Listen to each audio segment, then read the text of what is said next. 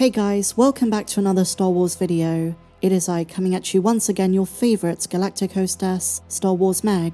So yesterday we got the second trailer for Andor Season 2. It's looking amazing, go and check out my breakdown of that. There was one moment which really got everyone talking, and I guess to an extent it does tie into one of today's topics, but overall we're focusing on other Star Wars news. Before we get into it though, my dear friends, I just want to say a huge thank you because we just reached 140,000 subscribers. This has been an amazing journey, thank you so much. But no more jibber jabber, let's dive straight in.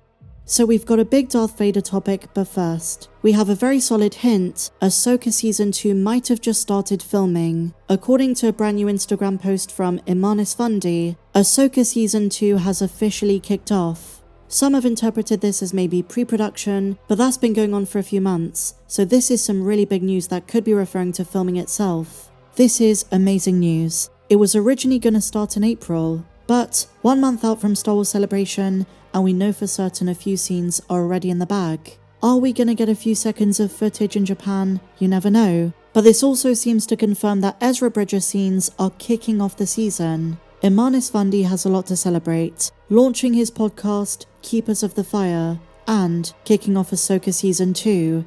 No delays on Ahsoka's second season, and I would expect it comes out sometime in 2026, probably in the second half of the year. The Mandalorian and Grogu is going to dominate the spring, and then Dave Filoni takes over with what is expected to be the final season of Ahsoka, probably around August or September. This is wonderful news, my dear friends. Really excited for Season 2, and with rumours we're getting more Obi-Wan flashbacks, maybe Natalie Portman as Padme. This is going to be a lot of fun.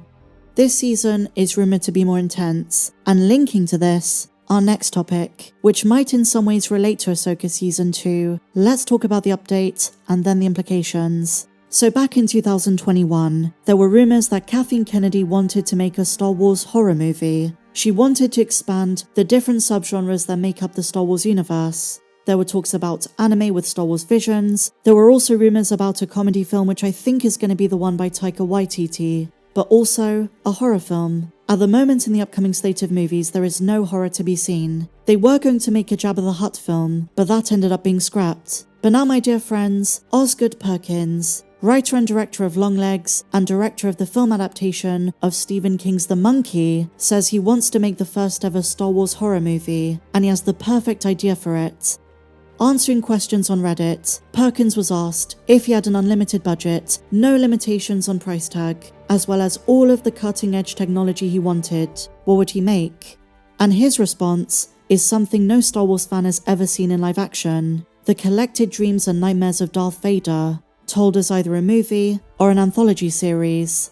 Considering Star Wars Celebration is going to announce the next animated project, another Tales of show, this time focusing on Vader, maybe a Tales of the Empire Season 2, isn't out of the realm of possibility. But that's not what Perkins wants. He wants a live-action version, something that blends space opera with psychological horror. And what's great about this, if it ever happens, is they already have most of those stories. The 2015 and 2017 Vader comic runs, those are very introspective, looking at Vader's nightmares, his visions, his anxieties, his struggles as a Sith trying to overcome his past, especially the arc that focuses on Momin's mask, having to confront all of his past memories as Anakin, his time on Tatooine as a slave, re-experiencing the grief following Padme's death, and notably his epiphany about Palpatine's manipulations. This might be a bit controversial to say, but those comics are some of the best stories ever told in the Disney Star Wars era, and they're just sitting there.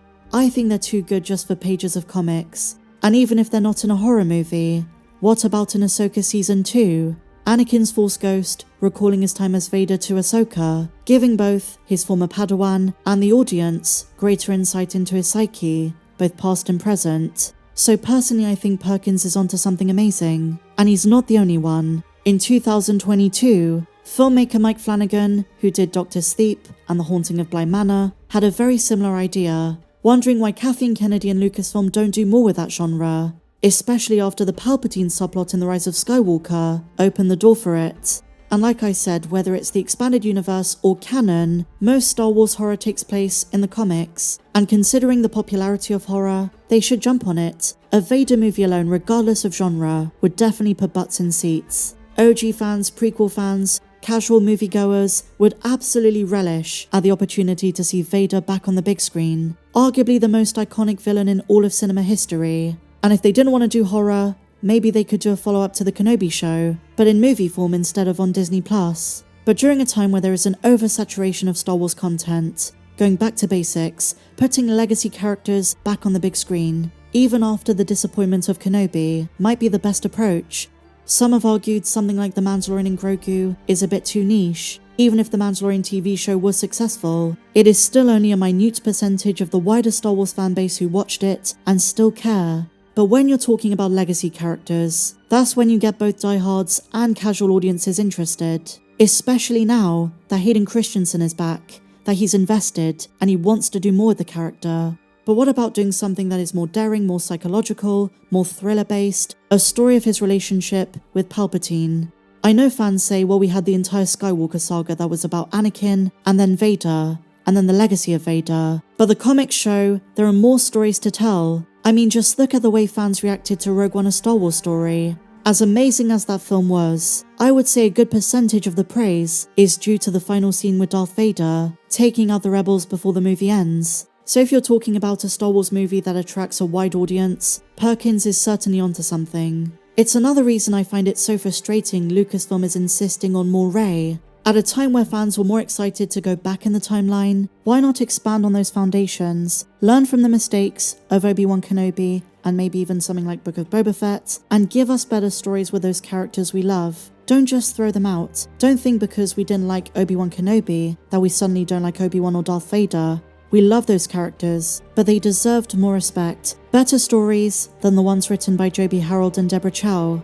And this is across the board. I'm using Obi-Wan as an example, but this applies to everything that we've gotten. It just feels like time and again Lucasfilm learns the wrong lessons from their so-called mistakes. In all of the aforementioned shows and movies, there were moments, be they viral or just impressive, that fans really loved. In fact, I would say in about 60 to 70% of negative reviews for the Kenobi show, you still hear the caveat from fans that they love seeing Ewan and Hayden back.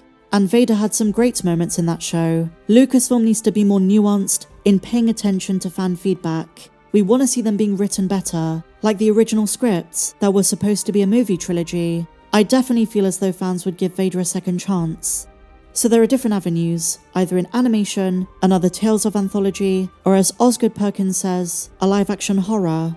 One upcoming show that should give us a lot of that is Ahsoka Season 2. Peridea is a place of isolation, dreams, and madness. We talk about Mortis and Baylan, the Mother. Those are great story elements that could have some horror to them. The planet holds secrets of ancient Night Sisters, vengeful Force spirits, and who knows what else. And Ahsoka Tano and Sabine Wren are cut off from everything, no way home, and no familiarity. And just to finish, guys, in regards to Star Wars Celebration, many creatives on the animated side of Lucasfilm have been teasing we're about to get something good. Stephen Stanton, legendary voice actor, is really encouraging fans to pay attention to April 18th. That's the date of the Lucasfilm animation panel hosted by Dave Filoni and Athena Portillo. They'll be looking back at 20 years of animated Star Wars storytelling and an exciting look at what's to come.